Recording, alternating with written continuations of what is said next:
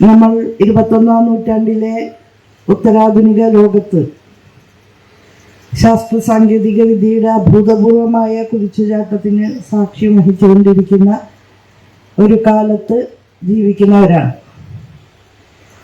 മനുഷ്യജീവിതത്തിൻ്റെ എല്ലാ മർമ്മപ്രധാന മേഖലകളിലും അടിസ്ഥാനപരമായ മാറ്റങ്ങളിലേക്ക് പോകേണ്ടുന്ന വിധത്തിൽ വൈജ്ഞാനിക വിസ്ഫോടനത്തിൻ്റെ അലകൾ എല്ലാ മേഖലകളിലും നല്ല രീതിയിൽ തന്നെ ഇന്ന് നമുക്ക് കാണാൻ സാധിക്കും. അതിനനുസരിച്ച് ആ മേഖലകളെ ആകെ പുനർനിർവചിക്കുക എന്നുള്ളത് ഈ കാലം ഏൽപ്പിക്കുന്ന ഉത്തരവാദിത്തമാണ്.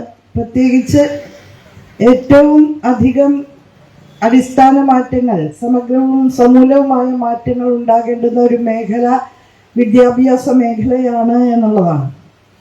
വൈജ്ഞാനിക വിസ്ഫോടനത്തിൻ്റെ ഭാഗമായിട്ട് നമ്മുടെ ഡിസിപ്ലിനറി കാറ്റഗറൈസേഷൻസിൻ്റെ അതിർവരമ്പുകളാകെ ഉടഞ്ഞുപോയി കഴിഞ്ഞിരിക്കുകയാണ്. നേരത്തെ രഞ്ജിത്ത് ഇവിടെ പറഞ്ഞതുപോലെ പരമ്പരാഗത സമീപന രീതികൾക്കപ്പുറത്തേക്ക് പോകാൻ കഴിയുന്ന വിധത്തിലാണ് ഇന്ന് ഡിസിപ്ലിനറി കാറ്റഗറീസിൻ്റെയൊക്കെ അതിർത്തി രേഖകൾ മാറ്റി വരയ്ക്കപ്പെടുന്നത്. അതിർത്തി രേഖകൾ ഇല്ലാതായി മാറുന്ന ഒരു കാലമാണ്. രാജ്യത്തിൻ്റെയും സംസ്കാരങ്ങളുടെയും സാമ്പത്തിക അടിത്തറകളുടെയും എല്ലാം അതിർത്തി രേഖകൾ എങ്ങനെ ആഗോളവൽക്കരണത്തിൻ്റെ കാലത്ത് മാഞ്ഞു പോകുന്നു. സമാന മാതൃകയിൽ വൈജ്ഞാനിക ശാഖകളുടെയും അതിർവരമ്പുകൾ മാഞ്ഞുകൊണ്ടിരിക്കുകയാണ് അനുദിനം. പഴയ മോഡൽസ് ഓഫ് നോളജ് ഇന്ന് കാലഹരണപ്പെട്ട് കഴിഞ്ഞിരിക്കുകയാണ്. അവയുടെ സാങ്കത്യം നഷ്ടപ്പെട്ട് കഴിഞ്ഞിരിക്കുകയാണ്. അപ്പോൾ ഒരു പാരഡൈം ഷിഫ്റ്റ് എന്ന നിലയിൽ പഴയ ജ്ഞാന മാതൃകയിൽ നിന്ന് പുതിയ മാതൃകകളിലേക്ക്, അതിൻ്റെ പലമകളിലേക്ക് പോകേണ്ടുന്ന ഒരടിയന്തര ആവശ്യമാണ് ഉന്നത വിദ്യാഭ്യാസ മേഖലയിൽ പ്രത്യേകമായിട്ടും നാം നേരിടുന്നത്. അതുകൊണ്ടാണ് പരമ്പരാഗത കോഴ്സുകളിൽ നിന്ന് കുട്ടികൾ വഴിമാറുന്നു എന്ന് ഇവിടെ സൂചിപ്പിക്കപ്പെട്ടത്. അങ്ങനെയുള്ള ഒരു കാലത്ത് എങ്ങനെയാണ് നമ്മൾ ഈ പ്രശ്നങ്ങളെ അഭിസംബോധന ചെയ്യേണ്ടത് എന്നുള്ളത് വലിയൊരു സന്ദിഗ്ധാവസ്ഥ തന്നെ സൃഷ്ടിച്ചുകൊണ്ട് നമ്മുടെ മുന്നിൽ ഉയർന്നു നിൽക്കുന്ന ഒരു പ്രശ്നമാണ്.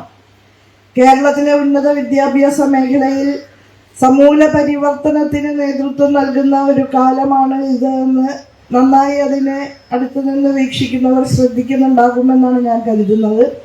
എങ്കിൽ പോലും ആഗോളതലത്തിൽ, ലോകതലത്തിൽ സംഭവിക്കുന്ന മാറ്റങ്ങൾക്ക് അനുസൃതമായ ഗതിവേഗം കൈവരിക്കാൻ നമുക്ക് കഴിയുന്നുണ്ടോ എന്നുള്ളതും ഒരു ചോദ്യം തന്നെയാണ്. ഇപ്പോൾ ശാസ്ത്ര സാങ്കേതിക വിദ്യയുടെ കുതിച്ചുചാട്ടത്തിൻ്റെ ഭാഗമായിട്ട് പ്രത്യേകിച്ച് ആർട്ടിഫിഷ്യൽ ഇൻ്റലിജൻസ്, മനുഷ്യനിർമ്മിത മസ്തിഷ്കം മനുഷ്യ മസ്തിഷ്കത്തേക്കാൾ കഴിവുള്ള നിലയിൽ സർഗാത്മക പ്രവർത്തനങ്ങളടക്കം ഏറ്റെടുത്ത് നിർവഹിക്കുന്ന ഒരു കാലത്ത് ഈ പുതുചലനങ്ങൾക്ക് ഒപ്പിച്ച് നമുക്ക് സഞ്ചരിക്കാൻ കഴിഞ്ഞില്ലെങ്കിൽ ഒരു ജനത എന്ന നിലയിൽ നമ്മൾ പുറന്തള്ളപ്പെടും, അല്ലെങ്കിൽ പുറകോട്ട് വലിക്കപ്പെടും. അതുകൊണ്ട് തന്നെ ഏറ്റവും അപ്ഡേറ്റ് ആയിട്ട് നിൽക്കേണ്ട ഒരു സാഹചര്യം നമ്മെ സംബന്ധിച്ചിടത്തോളം ഉണ്ട്. നമ്മളിപ്പോൾ 4ാം ഇൻഡസ്ട്രിയൽ റവല്യൂഷൻ്റെ യുഗത്തിലാണ് ജീവിക്കുന്നത്. 1ാം വ്യവസായ വിപ്ലവത്തിൻ്റെ കാലത്ത് ആവിയന്ത്രം, മെക്കനൈസേഷൻ ഓഫ് പ്രൊഡക്ഷൻ വന്നപ്പോൾ ആവിയന്ത്രമാണ് ആദ്യം അതിലേക്ക് പോകാൻ നമ്മെ സഹായിക്കുന്നത്. ആവിയുടെ കാലം കഴിഞ്ഞ് 2ാം ഇൻഡസ്ട്രിയൽ റവല്യൂഷനിൽ നമ്മൾ വൈദ്യുതിയുടെ പ്രയോജനപ്പെടുത്തലാണ് വലിയ രീതിയിൽ ഉൽപാദനം വർദ്ധിപ്പിക്കുന്നതിന് വേണ്ടി പ്രയോജനപ്പെടുത്തിയത്. വൈദ്യുതിക്ക് ശേഷം ഇൻഫർമേഷൻ ടെക്നോളജിയുടെ 3ാം ഇൻഡസ്ട്രിയൽ റവല്യൂഷനിലേക്ക് നമ്മൾ കടന്നു വരികയാണ്. അവിടെ IT-യുടെ അപാരമായ സാധ്യതകൾ പ്രൊഡക്ഷനെ ഓട്ടോമേഷനിലേക്ക് നയിക്കുകയും വലിയ രീതിയിലുള്ള മാറ്റങ്ങൾ സൃഷ്ടിക്കാൻ സാധിക്കുകയും ചെയ്തു. ആ 3ാം ഇൻഡസ്ട്രിയൽ റവല്യൂഷൻ്റെ ഒരു തുടർച്ചയാണ് 4ാം ഇൻഡസ്ട്രിയൽ റവല്യൂഷൻ. ആർട്ടിഫിഷ്യൽ ഇൻ്റലിജൻസിൻ്റെ കൂടെ സഹായത്തോടു കൂടി മനുഷ്യ ജീവിതത്തിൻ്റെ എല്ലാ മേഖലകളെയും സ്പർശിക്കുന്ന വിധത്തിലുള്ള അട്ടിമറികൾ നടന്നുകൊണ്ടിരിക്കുന്നതായ ഈ കാലത്ത് നമ്മുടെ കുട്ടികളെയൊക്കെ പറ്റി പറയുകയാണെങ്കിൽ ഡിജിറ്റൽ നേറ്റീവ്സ് എന്നവരെ വിളിക്കേണ്ടിയിരിക്കുന്നു. ഇപ്പോൾ ഉന്നത വിദ്യാഭ്യാസ സ്ഥാപനങ്ങളിൽ കോളേജ് വിദ്യാർത്ഥികളായി ഇരിക്കുന്ന കുട്ടികളെ സംബന്ധിച്ചിടത്തോളം അവർ ഡിജിറ്റൽ നേറ്റീവ്സ് ആണ്. ജെൻസി കുട്ടികൾ എന്ന് പറയുന്നവർ ഈ ഡിവൈസസിൻ്റെയും ആപ്പുകളുടെയും ലോകത്തിലേക്ക് പിറന്നു വീണ കുട്ടികളാണ്. അത് ഇല്ലാതിരുന്ന ഒരു കാലവും ലോകവും അവർക്ക് അജ്ഞമാണ്, അവർക്കറിയില്ല. അപ്പോൾ അങ്ങനെയുള്ള ഈ പുതുകാല വിദ്യാർത്ഥികളെ പഠിപ്പിക്കേണ്ടതുണ്ടോ എന്നുള്ളതാണ് ഏറ്റവും പ്രധാനപ്പെട്ട ഒരു ചോദ്യമായിട്ട് വരുന്നത്. ഞാൻ നേരത്തെ പറഞ്ഞ പാരഡൈം ഷിഫ്റ്റ് അധ്യയനത്തിൻ്റെയും അധ്യാപനത്തിൻ്റെയും മേഖലകളിലൊക്കെ സാധ്യമാകേണ്ടതുണ്ട്. നേരത്തെ ഞാൻ പറഞ്ഞത് വൈജ്ഞാനിക ശാഖകൾ തമ്മിലുള്ള കൂടിക്കലർന്ന ആ സ്ഥിതിവിശേഷത്തെ സംബന്ധിച്ചാണ്. ഇന്റർ ഡിസിപ്ലിനറി, മൾട്ടി ഡിസിപ്ലിനറി ഒക്കെ ആയിട്ടുള്ള സമീപനങ്ങളും വൈജ്ഞാനിക ശാഖകളുടെ പ്രാക്ടിക്കൽ അപ്ലിക്കേഷനും ഒക്കെ തന്നെ കൂടുതൽ പ്രാധാന്യത്തോടെ കാണുന്ന ഒരു കാലത്തേക്ക് പോകുമ്പോൾ അതിന് അനുകൂലമായി വരുന്നതാണ് അധ്യാപനത്തിൻ്റെയും അധ്യയനത്തിൻ്റെയും രീതികളിൽ, സമ്പ്രദായങ്ങളിൽ വരുന്ന മാറ്റം. പെഡഗോജി എന്നാണ് ഇപ്പോഴും നമ്മൾ ബോധനശാസ്ത്രത്തെ വിളിക്കുന്നത്. എന്ന് പറഞ്ഞാൽ കുട്ടികളെ പഠിപ്പിക്കാനാണ്. പീഡിയാട്രീഷ്യൻ എന്ന് പറയും പോലെ പെഡഗോജി, കുട്ടികളെ പഠിപ്പിക്കുക. എന്നാൽ കുട്ടികൾ ഇപ്പോൾ നന്നേ ചെറുപ്പത്തിൽ തന്നെ സ്വയം പഠിക്കാൻ പ്രാപ്തരാകുകയാണ്. പഴയ കാലത്തെ പോലെ ഏകമുഖമായിട്ടുള്ള ഭാഷണങ്ങൾ, അധ്യാപകരുടെ ലെക്ചേഴ്സ് അതുമാത്രം വളരെ ഏകദാനമായിട്ടുള്ള ആ മോണോലോഗുകൾ മാത്രം ആവശ്യമില്ല, അത് മാത്രം പോരാ, അല്ലേ? അത് ആവശ്യമേ ഇല്ല എന്ന നിലയിലേക്കാണ് കാര്യങ്ങൾ പോകുന്നത്. കുട്ടികളുടെ വിരൽത്തുമ്പിലാണ് പല സ്രോതസ്സുകളും, അറിവിൻ്റെ ഒരുപാട് സ്രോതസ്സുകൾ വിദ്യാർത്ഥികളുടെ വിരൽത്തുമ്പിൽ നിന്നുണ്ട്. അതുകൊണ്ട് തന്നെ പെഡഗോജി എന്നുള്ളത് ആൻഡ്രോഗോജി എന്നുള്ളതിലേക്ക് നമ്മൾ മാറ്റേണ്ടതുണ്ട്. പ്രത്യേകിച്ച് കോളേജിലേക്ക് കടന്നു വരുമ്പോൾ 18 വയസ്സ് കഴിഞ്ഞ കുട്ടികളും കൂടിയാണ് അവർ, മുതിർന്ന കുട്ടികളാണ്. അപ്പോൾ കുട്ടികളെന്ന് തന്നെ അവരെ പറയാൻ പറ്റില്ല. ആ വിദ്യാർത്ഥികളെ അഭിസംബോധന ചെയ്യുമ്പോൾ പെഡഗോജി എന്നുള്ളതല്ല, ആൻഡ്രോഗോജി, സെൽഫ് ലേണിങ്ങിലേക്ക് നമ്മൾ മാറേണ്ടതുണ്ട്. എക്സ്പീരിയൻഷ്യൽ ലേണിങ്ങിലേക്ക് മാറേണ്ടതുണ്ട്. ഇന്റർനെറ്റും ആർട്ടിഫിഷ്യൽ ഇന്റലിജൻസും ഒക്കെ മുന്നോട്ട് വയ്ക്കുന്ന അനന്ത സാധ്യതകളിലേക്കാണ് അവർ പ്രയാണം ചെയ്യുന്നത് എന്ന ഓർമ്മയോട് കൂടി വേണം ഈ റീഡെഫിനിഷൻ ഏറ്റെടുക്കാനുള്ളത് എന്നുള്ളതാണ് ഏറ്റവും പ്രധാനപ്പെട്ട കാര്യം. ക്ലാസ് മുറിയെ കുറിച്ചുള്ള സങ്കല്പം തന്നെ ഇപ്പോൾ കോവിഡ് കാലത്ത് നമ്മളത് എക്സ്പീരിയൻസ് ചെയ്തതാണ്. ഓൺലൈൻ ക്ലാസ്സസ്, എങ്ങനെയാണ് ക്ലാസ് മുറി എന്നുള്ള ആശയം തന്നെ ഇല്ലാതാക്കുന്നത് എന്നുള്ളത്. ഇപ്പോൾ വെർച്വൽ ക്ലാസ് റൂമുകൾ, അതുപോലെ വെർച്വലായിട്ടുള്ള റിയാലിറ്റി, ഓഗ്മെന്റഡ് റിയാലിറ്റി, ഇതൊക്കെ ഉപയോഗിച്ചുകൊണ്ടുള്ള ക്ലാസുകൾ. ഇവിടെ അധ്യാപകൻ എന്നുള്ളത് ഒരു മെന്ററിന്റെ സ്ഥാനത്തേക്ക് മാറുകയാണ്. അധ്യാപകനോ അധ്യാപികയോ ഒരു മെന്ററായോ ഫെസിലിറ്റേറ്ററായോ മാറേണ്ടതുണ്ട് എന്ന് തന്നെയാണ് സൂചിപ്പിക്കുന്നത്. അതായത് ഒരുപാട് സ്രോതസ്സുകൾ സ്വയം കണ്ടെത്താൻ കഴിവുള്ള കുട്ടികളാണ് വലുതാകുന്നത്. അങ്ങനെ തന്നെയാണ് അറിവന്വേഷണങ്ങൾ പോകേണ്ടതും. എല്ലാ അറിവന്വേഷണങ്ങളുടെയും ഉത്തോലകമായി പ്രവർത്തിക്കേണ്ടത് ആ പഠിതാവിൻ്റെ ജിജ്ഞാസയാണ്. അത് ഏത് കാലത്തും പ്രസക്തമായിട്ടുള്ളൊരു കാര്യമാണ്. അപ്പോൾ പഴയ ക്ലാസ് റൂമുകളിൽ ഒരേപോലെ ഫീഡ് ചെയ്യുന്ന, ഇഞ്ചക്ട് ചെയ്യുന്ന രീതികൾ നമ്മൾ അവസാനിപ്പിക്കേണ്ട സമയമായി. ഏതെങ്കിലും ഒരു കേന്ദ്രത്തിൽ നിന്ന് ഇൻഫർമേഷൻസ് ഇങ്ങനെ ഒഴുക്കിവിടുക, അതെല്ലാം പാസീവായിട്ട് സ്വീകരിക്കുന്ന പാസീവ് റെസിപ്പിയൻസ് എന്നുള്ള നിലയിൽ നിന്ന് ആക്റ്റീവ് പ്രൊഡ്യൂസേഴ്സ് ഓഫ് നോളജ് എന്ന നിലയിലേക്ക് പുതിയ അറിവുകൾ സജീവമായി ഉൽപ്പാദിപ്പിക്കാൻ കഴിയുന്ന അറിവുകളുടെ ഉൽപ്പാദകരായി മാറാൻ വിദ്യാർത്ഥികൾക്ക് കഴിയുന്ന ഒരു കാലമാണ്.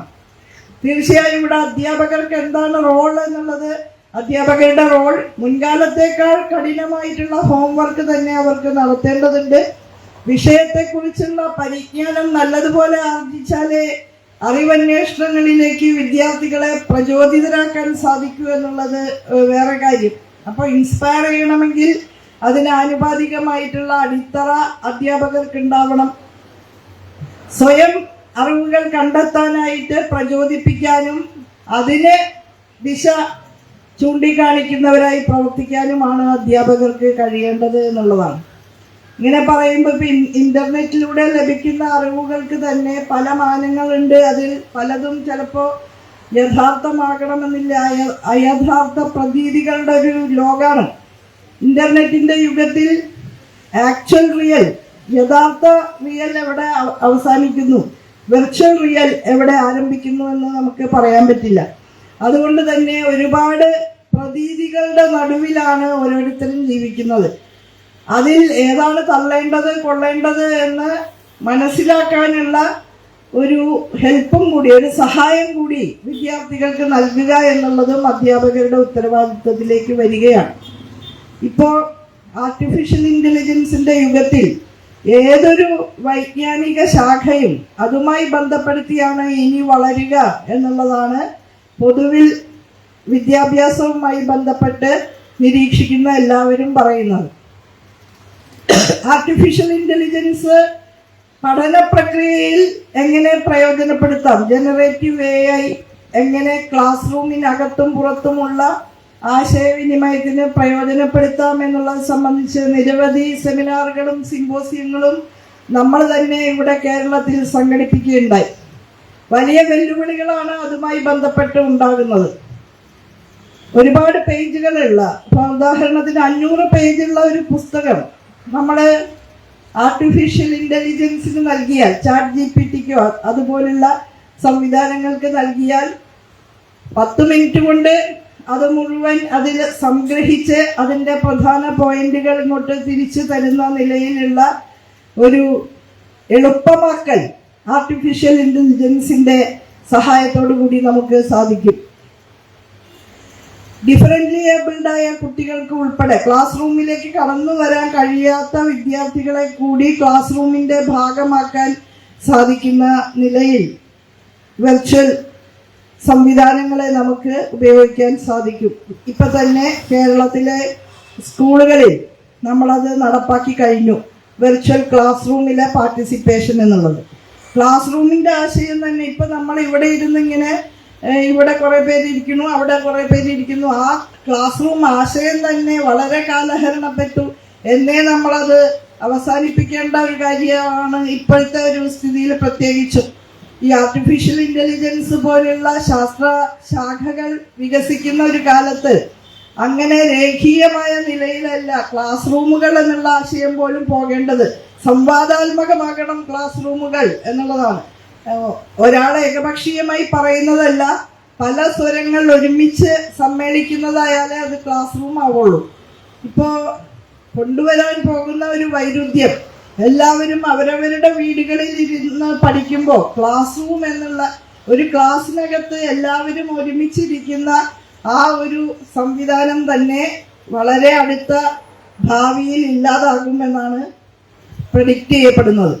കോളേജ്, എല്ലാ കുട്ടികളും പല സാമൂഹിക വിഭാഗത്തിൽ നിന്നുള്ള കുട്ടികൾ ഒന്നിച്ചു ചേരുന്ന കോളേജ് എന്നുള്ള ആശയം പതുക്കെ പതുക്കെ ഇല്ലാതാക്കാൻ ക്ലാസ് മുറി, കുറേ കുട്ടികൾ ഒന്നിച്ചിരിക്കുകയും അധ്യാപകർ പഠിപ്പിക്കാൻ വരികയും ഒക്കെ ചെയ്യുന്ന സാമ്പ്രദായിക ക്ലാസ് മുറി എന്ന ആശയം അത് ഇല്ലാതാകണം. കോവിഡ് കാലത്ത് അതിൻ്റെ ഒരു ടെസ്റ്റ് ഡോസ് നമ്മൾ കാണുകയുണ്ടായി, എങ്ങനെയാണ് മനുഷ്യർ ഐലൻഡുകളായി മാറിയത് എന്നുള്ളത്. സമാന രീതിയിലേക്കാണ് നമ്മൾ പ്രയാണം ചെയ്തു പോകുന്നത്. ഇനി എത്ര കാലം നമ്മുടെ കോളേജുകളും യൂണിവേഴ്സിറ്റികളും ഒക്കെ ഇൻസ്റ്റിറ്റ്യൂഷൻസ്, എഡ്യൂക്കേഷണൽ ഇൻസ്റ്റിറ്റ്യൂഷൻസ് എന്നുള്ള നിലയിൽ നിൽക്കും? ഫിസിക്കൽ സ്ട്രക്ചർ എന്നുള്ള നിലയിൽ അവിടെ എല്ലാവരും സമ്മേളിക്കുന്ന കേന്ദ്രങ്ങളായിട്ട് എത്ര കാലം ഇതൊക്കെ നിലനിൽക്കുമെന്ന് പറയാൻ കഴിയാത്ത വിധത്തിലാണ് ആർട്ടിഫിഷ്യൽ ഇൻ്റലിജൻസും മറ്റുമായിട്ടുള്ള ഈ അട്ടിമറികൾ മുന്നോട്ട് പോകുന്നത്. ഇന്നിപ്പോൾ ഏത് ശാസ്ത്രശാഖയെയും ആർട്ടിഫിഷ്യൽ ഇൻ്റലിജൻസുമായിട്ട് ഉദ്ഗ്രഥിച്ച് പഠിപ്പിക്കുക. ആർട്ടിഫിഷ്യൽ ഇൻ്റലിജൻസും റോബോട്ടിക് സയൻസും എല്ലാം വിപ്ലവാത്മകമായ മാറ്റമാണ് നമ്മുടെ ജീവിതത്തിൻ്റെ എല്ലാ മേഖലകളിലും സൃഷ്ടിക്കുന്നത്. റോബോട്ടിക് സർജറി, ഇന്ന് ഡോക്ടർമാരെ അതിശയിപ്പിക്കുന്ന വിധത്തിലാണ് റോബോട്ടുകൾ സർജറി നടത്തുന്നത്. റോബോട്ടിക് പ്രിസിഷനാണ് സർജറിക്ക്, കൃത്യത. ഇപ്പോൾ നമ്മുടെ ഡോക്ടർമാർ സർജറി ചെയ്യുമ്പോൾ ഈ പറഞ്ഞ പോലെ കേബിളൊക്കെ വയറ്റിലിട്ടിട്ട് പോരാ, അതൊന്നും റോബോട്ടിന് അത് പറ്റും. അങ്ങനെയുള്ള അമളികളൊന്നും പറ്റില്ല. വളരെ കൃത്യതയോടെയാണ് ചെയ്യുക. വേദന കുറവാണ്. ഡോക്ടർമാർ പറഞ്ഞ അറിവാണ് കേട്ടത്. ഞാനിപ്പോൾ ആർട്ടിഫിഷ്യൽ ഇന്റലിജൻസും ഹെൽത്ത് സയൻസുമായിട്ടുള്ള ബന്ധം പഠിച്ച ആളല്ല. ഡോക്ടർമാർ തന്നെ പറഞ്ഞുള്ള അറിവാണ്. അതായത് വേദനയും കുറവാണ്. ഈ മനുഷ്യന്റെ കയ്യിൽ 24 ഇതില് എന്ന് പറഞ്ഞാൽ ഇങ്ങനെ ഫുള്ളായിട്ട് കറങ്ങാൻ പറ്റില്ലല്ലോ. ഒരു ഭാഗത്തേക്ക് കറങ്ങാൻ പറ്റും. നേരെ മറിച്ച് റോബോട്ടിന്റെ കൈക്ക് ഇങ്ങനെയും കറങ്ങാൻ പറ്റും. അപ്പൊ ഏത് അകത്തേക്ക് അങ്ങോട്ട് പോയിട്ട് ഓപ്പറേറ്റ് ചെയ്യാനൊക്കെ പറ്റുന്ന ഒരു സംവിധാനം, അതാണ് റോബോട്ടിക് സർജറി എന്ന് പറയുന്നത്. കൃത്യതയാണ്, വ്യക്തതയാണ്. യാതൊരു മനുഷ്യനുണ്ടാകാവുന്ന പിഴവുകൾ യന്ത്രത്തിനുണ്ടാകില്ല എന്നാണ് പറയുന്നത്.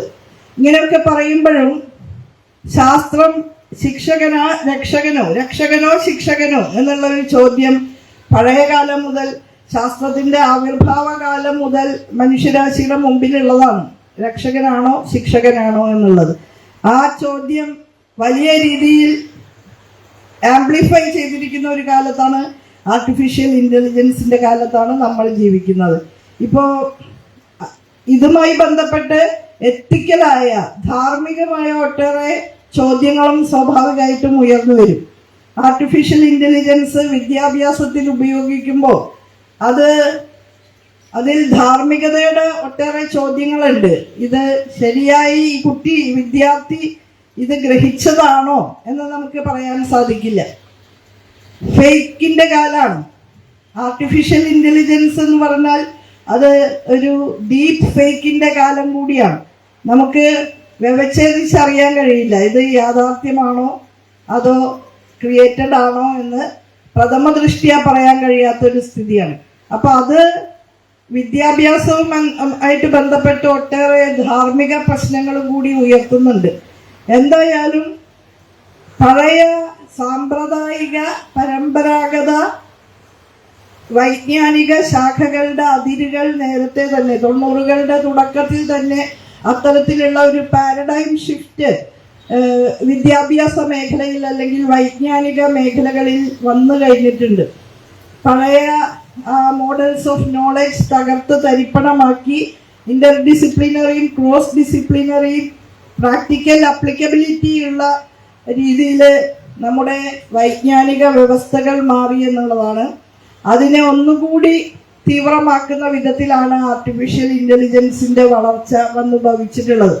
ഈ സന്ദർഭത്തിൽ ഇപ്പോൾ കേരളത്തിൽ ഉൾപ്പെടെ നമ്മൾ നടത്തുന്ന മാറ്റങ്ങളിൽ ആർട്ടിഫിഷ്യൽ ഇന്റലിജൻസും റോബോട്ടിക് സയൻസും ഉൾപ്പെടെയുള്ള ശാസ്ത്രശാഖകൾ മനുഷ്യന് ജനോപകാരപ്രദമായ വിധത്തിൽ എങ്ങനെ ഉപയോഗപ്പെടുത്താം എന്നുള്ള ആലോചനയാണ് നമ്മൾ മുന്നോട്ട് വയ്ക്കുന്നത്.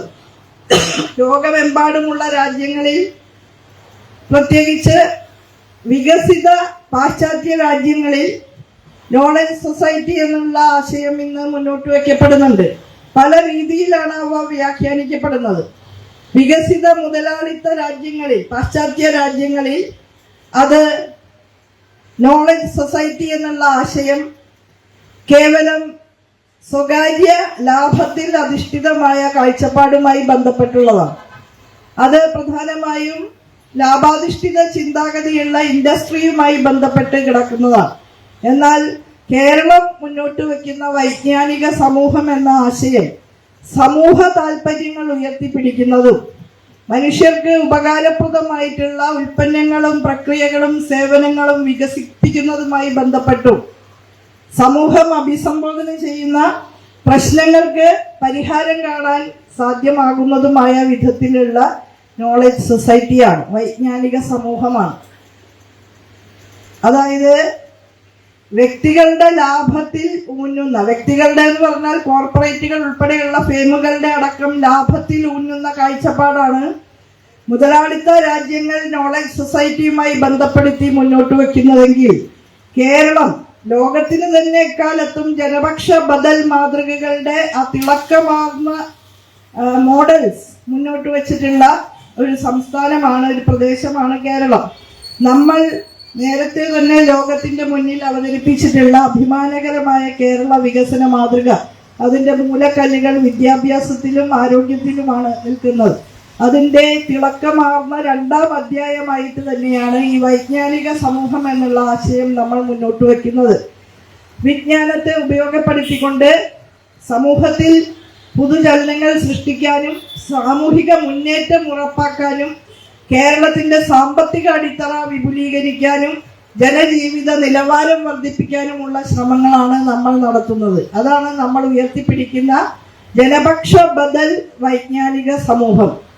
അവിടെയാണ് കാതലായിട്ടുള്ള വ്യത്യാസം.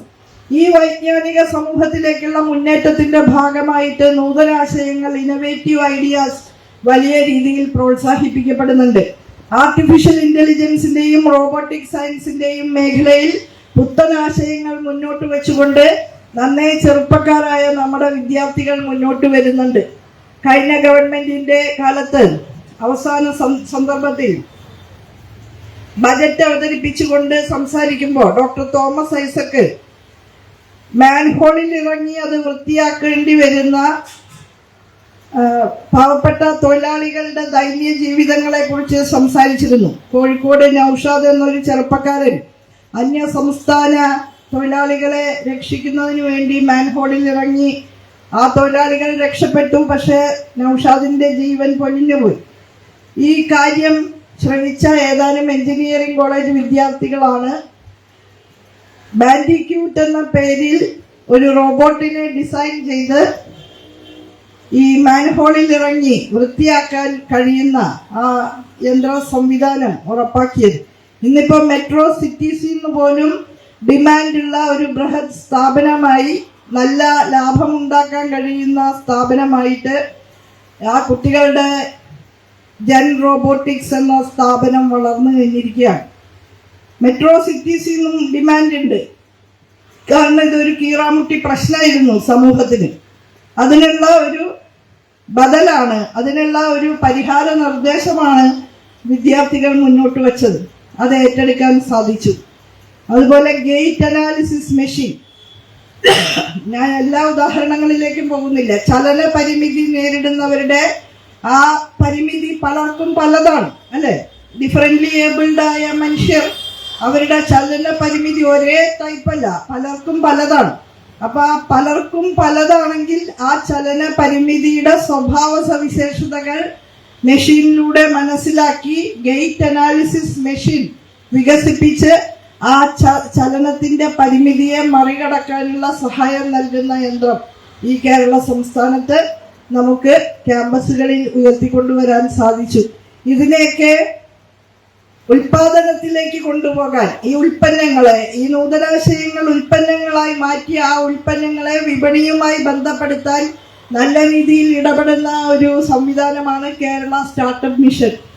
ഇപ്പോൾ വൈജ്ഞാനിക മേഖലകളിലുള്ള തൊഴിൽ സാധ്യതകളിലേക്കടക്കം നമ്മുടെ യുവജനങ്ങളെ കൊണ്ടുപോകുന്നതിനും വൈജ്ഞാനിക സമ്പദ് വ്യവസ്ഥ കെട്ടിപ്പടുക്കുന്നതിനുമായി നമ്മൾ രൂപം കൊടുത്തിട്ടുള്ള Kerala knowledge economy mission, Kerala startup mission, അതുപോലെ KDISC, Kerala development and innovation strategic council, ഇത്തരം ഏജൻസികളൊക്കെ കൈകോർത്ത് പിടിച്ചുകൊണ്ടാണ് ശാസ്ത്ര സാങ്കേതിക വിദ്യയുടെ പുത്തൻ നേട്ടങ്ങൾ എങ്ങനെ ജനോപകാരപ്രദമായ ഉൽപ്പന്നങ്ങളും പ്രക്രിയകളും ഒക്കെ ആയിട്ട് വികസിപ്പിക്കാം എന്ന് നമ്മുടെ യുവ പ്രതിഭകളെ തെരഞ്ഞ് കണ്ടുപിടിച്ചുകൊണ്ട് തന്നെ നമ്മുടെ കേരളീയ സമൂഹത്തിന് നൽകുന്നത്. യങ് ഇന്നോവേറ്റേഴ്സ് പ്രോഗ്രാം എന്ന പദ്ധതി 5 ലക്ഷം രൂപ മുതൽ 25 ലക്ഷം രൂപ വരെ ഈ ഇന്നോവേറ്റീവായ ആശയങ്ങൾ പ്രയോഗതലത്തിലേക്ക് കൊണ്ടുപോകുന്നതിന് പിന്തുണയായി നൽകുകയാണ്. ഞാൻ പറഞ്ഞു വന്നത്, ഈ ശാസ്ത്ര സാങ്കേതിക വിദ്യയുടെ നേട്ടങ്ങൾ നമ്മുടെ ജീവിതത്തിന്റെ എല്ലാ മേഖലകളെയും അടിമുടി മാറ്റിമറിക്കുമ്പോൾ നമ്മൾ അഭിസംബോധന ചെയ്യുന്ന പ്രശ്നങ്ങൾക്ക് പരിഹാരം കാണാൻ ആ ശാസ്ത്ര സാങ്കേതിക വിദ്യയെ എങ്ങനെ ഉപയോഗിക്കാം, പ്രത്യേകിച്ച് ഇൻഫർമേഷൻ ടെക്നോളജിയുടെയും ആർട്ടിഫിഷ്യൽ ഇന്റലിജൻസിന്റെയും റോബോട്ടിക് സയൻസിന്റെയും ഒക്കെ സാധ്യതകളെ ലോകോപകാരപ്രദമായ രീതിയിൽ എങ്ങനെ പ്രയോജനപ്പെടുത്താം എന്ന് നല്ല രീതിയിൽ നമ്മുടെ വിദ്യാർത്ഥികൾ ഇന്ന് മനസ്സിലാക്കുന്നുണ്ട്, ചിന്തിക്കുന്നുണ്ട്. നമുക്ക് ഇത്തരം കോഴ്സുകൾ പക്ഷേ കൂടുതലായിട്ട് നമ്മുടെ കലാലയങ്ങളിൽ നൽകേണ്ടതുണ്ട്. ഓരോ വിദ്യാർത്ഥിക്കും പഠനത്തിന്റെ നിലവാരത്തിനും ഗ്രഹണശേഷിക്കും ഒക്കെ വ്യത്യസ്തതകളുണ്ട്. ആർട്ടിഫിഷ്യൽ ഇന്റലിജൻസ് പഠനോപാധിയാക്കി മാറ്റുമ്പോൾ സ്വാഭാവികമായിട്ടും ഓരോ വിദ്യാർത്ഥിക്കും കസ്റ്റമൈസ്ഡ് ആയിട്ടുള്ള പഠനം ഉറപ്പാക്കാൻ നമുക്ക് സാധിക്കും എന്നുള്ളതും അതിൻ്റെ ഒരു നേട്ടമാണ്. ഓരോ വിദ്യാർത്ഥിയുടെയും കഴിവുകൾ, സർഗശേഷിയുടെ സ്വഭാവം ഇതെല്ലാം മനസ്സിലാക്കി അതനുസരിച്ച് അഭിരുചിക്കൊത്ത വഴികളിലൂടെ ഈ വിദ്യാർത്ഥിയെ നടത്താൻ നമ്മുടെ ആർട്ടിഫിഷ്യൽ ഇന്റലിജൻസിന് സാധ്യതയുണ്ട്. ഒരുപക്ഷെ അധ്യാപകർക്കൊക്കെ അതിൻ്റെ പല റേഞ്ച് ഉണ്ടാവും അല്ലേ? അധ്യാപകർക്ക് സാധ്യമല്ലാത്തതല്ല, പക്ഷെ ആർട്ടിഫിഷ്യൽ ഇന്റലിജൻസ് ചെയ്യുന്ന കൃത്യതയോടെ അത് ചെയ്യാൻ സാധിച്ചു എന്ന് വരില്ല. അപ്പോൾ ഇപ്പൊ തന്നെ സൈക്കോമെട്രിക് അനാലിസിസ് നമ്മൾ ഉപയോഗിക്കുന്നുണ്ട് വിദ്യാർത്ഥികളുടെ അഭിരുചി ഏത് തരത്തിലുള്ളത് എന്ന് മനസ്സിലാക്കാൻ. ഓരോ പഠന വിഷയവും അല്ലെങ്കിൽ ഓരോ പഠന ഭാഗവും ഈ വിദ്യാർത്ഥിക്ക് നൽകുമ്പോൾ തന്നെ ആ വിദ്യാർത്ഥിയുടെ കഴിവിനും സാധ്യതയ്ക്കും അനുസരിച്ച് തന്നെ അത് പാകപ്പെടുത്തി നൽകാൻ ഈ ആർട്ടിഫിഷ്യൽ ഇന്റലിജൻസിനെ നമുക്ക് ഉപയോഗപ്പെടുത്താൻ പറ്റും.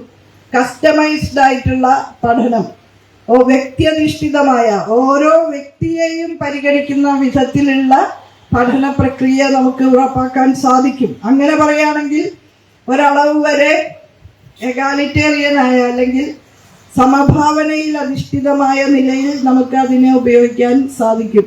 പക്ഷെ അതേസമയം ഇന്ത്യയെ പോലെ ഒരു രാജ്യത്ത് ടെക്നോളജിയിൽ നിന്ന് ഒരുപാട് അകലെ നിൽക്കുന്ന ധാരാളം സാമൂഹ്യ വിഭാഗങ്ങളുണ്ട് എന്നുള്ളതും യാഥാർത്ഥ്യമാണ്.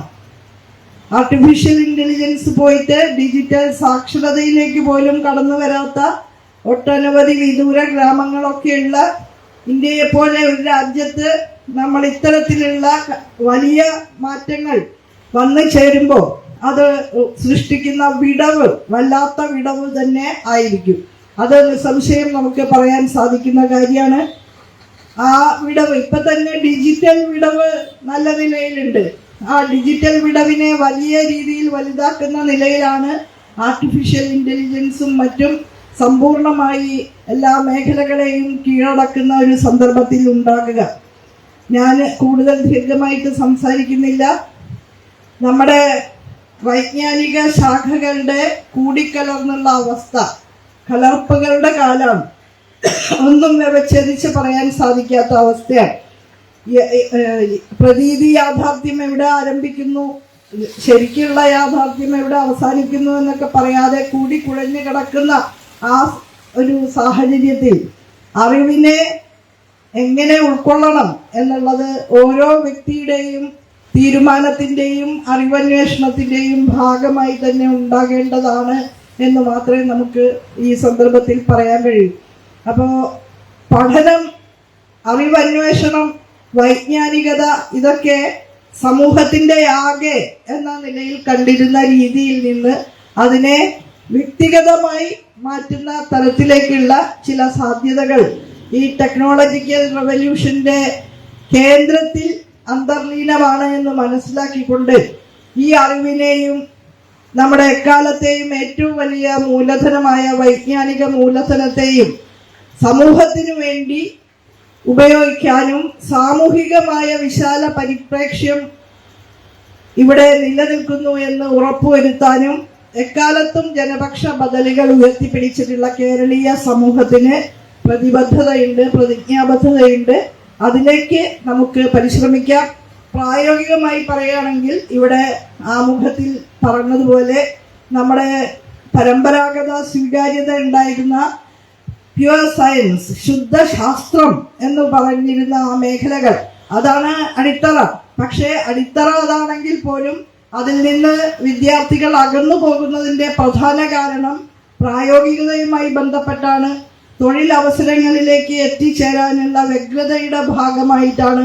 അതുകൊണ്ടൊക്കെ ഈ മാറിയ കാലത്തെ ഈ പ്രഹേളികകളെ എങ്ങനെയാണ് എഫിഷ്യൻ്റായിട്ട് കാര്യക്ഷമതയോടെ കൃതഹസ്തയോടെ കൈകാര്യം ചെയ്യേണ്ടത് എന്നുള്ളതിനെ സംബന്ധിച്ച് വിപുലമായിട്ടുള്ള ആലോചനകൾ അനിവാര്യമായ ഒരു സന്ദർഭത്തിലാണ് നമ്മൾ ജീവിക്കുന്നത് എന്ന് മാത്രം സൂചിപ്പിച്ചുകൊണ്ട് ആർട്ടിഫിഷ്യൽ ഇന്റലിജൻസിന്റെ യുഗത്തിലൊക്കെ ഉയർന്നു വരുന്ന എണ്ണമറ്റ നൈതിക പ്രശ്നങ്ങൾ, ധാർമ്മികതയുടെ പ്രശ്നങ്ങൾ കൂടി അഭിസംബോധന ചെയ്യാൻ വലിയ രീതിയിലുള്ള ജാഗ്രതയില്ലെങ്കിൽ അപകടകരമായ പ്രത്യാഘാതങ്ങളായിരിക്കും നമുക്ക് നേരിടേണ്ടി വരിക എന്ന് കൂടി സൂചിപ്പിച്ചുകൊണ്ട് ഞാൻ എൻ്റെ വാക്കുകൾ അവസാനിപ്പിക്കുകയാണ്. യഥാർത്ഥത്തിൽ ശാസ്ത്ര സാങ്കേതിക വിദ്യയെക്കുറിച്ച് സംസാരിക്കുന്ന ഈ ഘട്ടത്തിൽ കേരളത്തിൽ ഇന്ന് നമ്മൾ നേരിടുന്ന ഒട്ടേറെ വെല്ലുവിളികളെ കുറിച്ച് കൂടി സൂചിപ്പിക്കേണ്ടതുണ്ട്. ഇന്ന് പൊതുവിൽ ഇന്ത്യയുടെ ഈ വിശാല അന്തരീക്ഷത്തിൽ കാലഹരണപ്പെട്ട ആശയങ്ങളെ തിരിച്ചു കൊണ്ടുവന്ന് പ്രതിഷ്ഠിക്കാനും വളരെ അർത്ഥശൂന്യമായ നിലയിൽ ശാസ്ത്ര സാങ്കേതിക വിദ്യയെ പോലും ഹൈജാക്ക് ചെയ്ത് കൊണ്ടുപോകാനും ഒക്കെയുള്ള ശ്രമങ്ങൾ നമ്മൾ കാണുകയാണ്.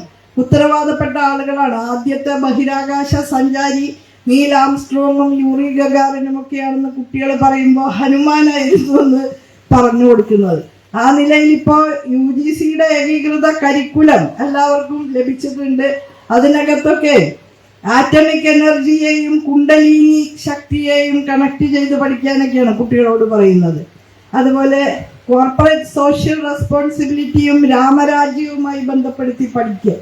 എല്ലാ കാര്യങ്ങളും ശാസ്ത്ര സാങ്കേതിക വിദ്യയുടെ ഏറ്റവും പുത്തനായ നേട്ടങ്ങൾ പോലും ഈ കാലഹരണപ്പെട്ട ചാണകത്തിൻ്റെയും മൂത്രത്തിൻ്റെയും പ്രതിരോധ ശേഷിയെക്കുറിച്ച് പറയുന്നത് പോലെ അങ്ങനെ 10,000-കണക്കിന് വർഷങ്ങൾ പഴക്കമുള്ള ഇന്നത്തെ മോഡേൺ സയൻസിന്റെ പശ്ചാത്തലത്തിൽ വളരെ വിഡിത്തം എന്ന് തന്നെ തോന്നാവുന്ന കാര്യങ്ങളെ ശാസ്ത്രീയമായ നിലയിൽ അവതരിപ്പിച്ചുകൊണ്ടാണ് നമ്മുടെ കരിക്കുലം ഫ്രെയിംവർക്ക് UGC ഡ്രാഫ്റ്റ് തയ്യാറാക്കി തന്നിട്ടുള്ളത്. അതെല്ലാവരും സ്വീകരിക്കണം എന്നുള്ളതും നിർബന്ധമാക്കാണ്. ഇപ്പോഴത്തെ ഒരു ശീലം അമിതാധികാര കേന്ദ്രീകരണ പരിശ്രമങ്ങളാണ്. കേരളത്തിൽ അതിനെ പ്രതിരോധിക്കാൻ നാം നടത്തുന്ന പരിശ്രമങ്ങളെ നിങ്ങൾക്ക് എല്ലാവർക്കും അറിയാമെന്നുള്ളത് കൊണ്ട് ഞാൻ അതിൻ്റെ വിശദാംശങ്ങളിലേക്ക് പോകുന്നില്ല. നമ്മുടെ എല്ലാം ഉള്ളിൽ തെറ്റായ ധാരണകളെ സന്നിവേശിപ്പിക്കാനുള്ള സംഘടിത പരിശ്രമം കൂടി നടക്കുന്നു. ഒരു വശത്ത് നമ്മൾ ആർട്ടിഫിഷ്യൽ ഇന്റലിജൻസിനെ കുറിച്ചൊക്കെ സംസാരിക്കുമ്പോൾ ഈ പഴയ കാലത്തേക്ക് തിരിച്ചു പോകാനും ഭൂരിപക്ഷത്തിനും വിദ്യയുടെ വെളിച്ചം നിഷേധിച്ചിരുന്ന, വിദ്യയുടെ വെളിച്ചം മാത്രമല്ല സമൂഹത്തിന്റെ കേന്ദ്രങ്ങളിലേക്ക് കടന്നു വരാൻ പോലും കഴിയാതെ ഭൂരിപക്ഷത്തെയും ബഹിഷ്കൃതരാക്കി നിർത്തിയിരുന്ന ഒരു സംവിധാനം, വളരെ ശ്രേണീകൃതവും അസമത്വ ജടിലവും അന്ധകാര നിബിഡവുമായ ഒരു വിദൂര ഭൂതകാലത്തിലേക്ക് കെട്ടിവലിച്ചു കൊണ്ടുപോകാനുള്ള ശ്രമങ്ങൾ നടക്കുന്നുണ്ട് എന്നറിഞ്ഞുകൊണ്ട് അതിനെ കൂടി പ്രതിരോധിക്കാനുള്ള ആലോചനകളും ആർട്ടിഫിഷ്യൽ ഇന്റലിജൻസിന്റെ യുഗത്തിലെ വൈജ്ഞാനിക പ്രവർത്തനങ്ങളെ കുറിച്ച് ആലോചിക്കുമ്പോൾ നമുക്ക് അഭിസംബോധന ചെയ്യേണ്ടി വരുന്നുണ്ട് എന്ന് കൂടി സൂചിപ്പിച്ചുകൊണ്ട് ഞാൻ എൻ്റെ വാക്കുകൾ അവസാനിപ്പിക്കുകയാണ്. നിങ്ങൾക്ക് ഏവർക്കും അഭിവാദ്യങ്ങൾ അർപ്പിച്ചുകൊണ്ട് നമ്മുടെ ഇന്നത്തെ ഈ സംവാദം ഉദ്ഘാടനം ചെയ്തതായിട്ട് അറിയിക്കുന്നു. അഭിവാദ്യങ്ങൾ.